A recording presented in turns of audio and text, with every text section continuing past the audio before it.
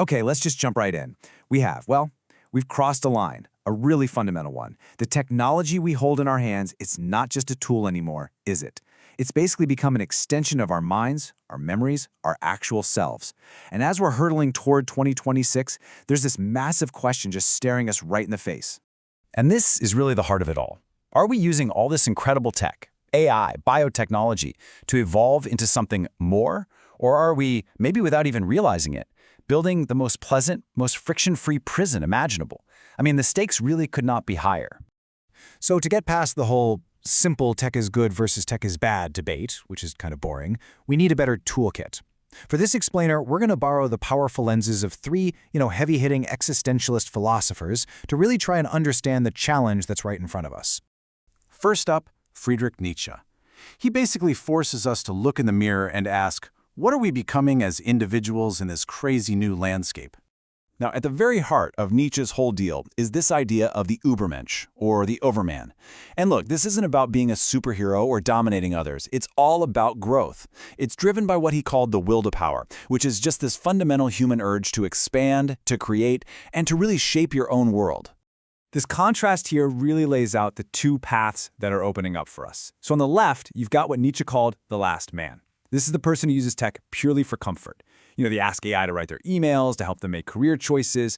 They're basically trying to optimize all the struggle and with it, all the meaning right out of their lives. But on the right, you have the digital Übermensch. This person uses the exact same tools, but as a hammer to sculpt a new self. Think of the artist who uses AI to shatter a creative block, or the person who uses tech to overcome a physical disability. So, the crucial point, the personal challenge from Nietzsche is this. Are your devices just making you coast, turning you into that last man? Or are they tools you are actively, consciously using to create and to overcome? A crutch or a hammer? Okay, so that's the personal challenge. But what happens when the very tools we're using to create ourselves are controlled by forces we can't even see?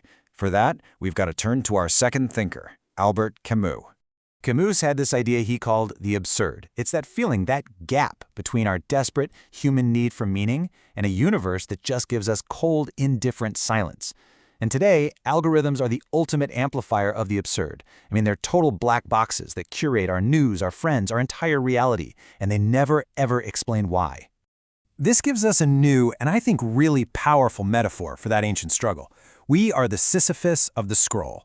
The boulder we push up the hill every single day is that endless feed, and the goal, to finally feel caught up or liked or validated, is a summit we know we can never, ever reach.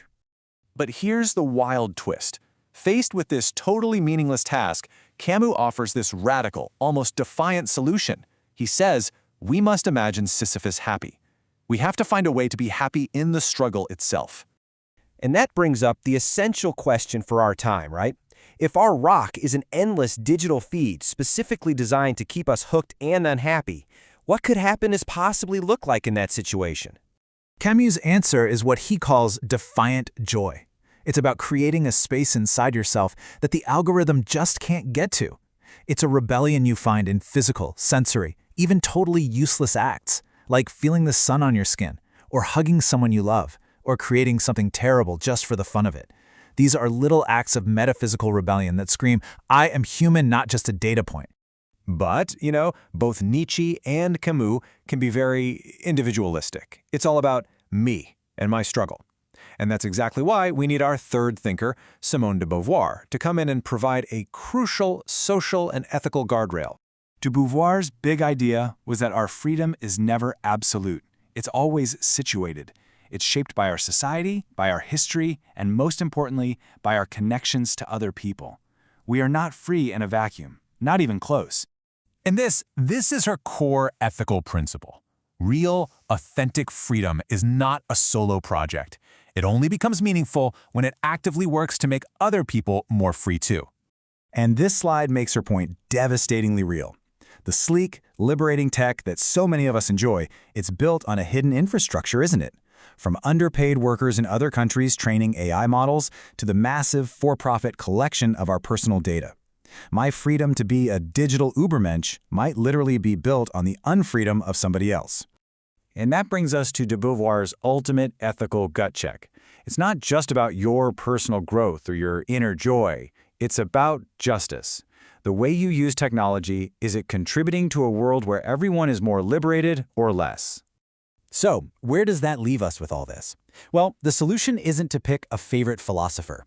The real path forward is to hold these three powerful ideas, the self, the soul, and the society, together in a kind of creative, dynamic tension. So here it is, a practical framework we can build from all this. Number 1, from Nietzsche.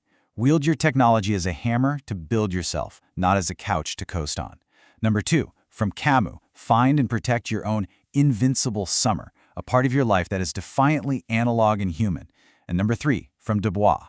Always, always ask if your freedom is expanding freedom for others. You know what this all really boils down to is a new requirement for being human. We now all have to be practical philosophers. These questions about our tools, our joy, our obligations to each other, they're not abstract anymore. They're the urgent, daily work of just trying to live a good life. So, I'll just leave you with this. The future isn't about choosing the human or the machine. It's about consciously, carefully navigating that delicate, supercharged space between the algorithm and the soul.